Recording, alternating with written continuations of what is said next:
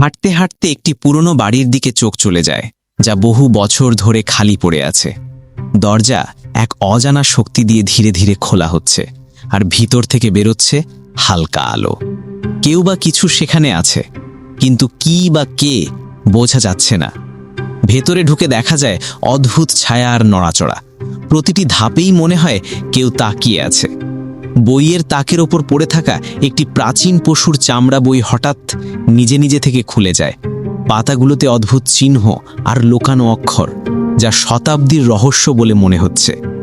হঠাৎ ঘরের বাতি ফ্লিকার করতে শুরু করে, আর ছায়াগুলো যেন জীবন্ত হয়ে ওঠে। বাতাসে হালকা ফিসফিস, কেউ কিছু বলতে চায়। হৃদয়টা দ্রুত ধড়ফড় করছে এবং মনে হচ্ছে যে এক মুহূর্তেই কিছু অদ্ভুত ঘটতে যাচ্ছে। ঘরের কোণে অন্ধকারের ভেতর কিছু নড়াচড়া করে। তুমি তাকাও, কিন্তু কিছু দেখো না। ধোঁয়া ঘরের মধ্যে ছড়িয়ে পড়ে, আর হঠাৎ আলো ঝলসে যায়।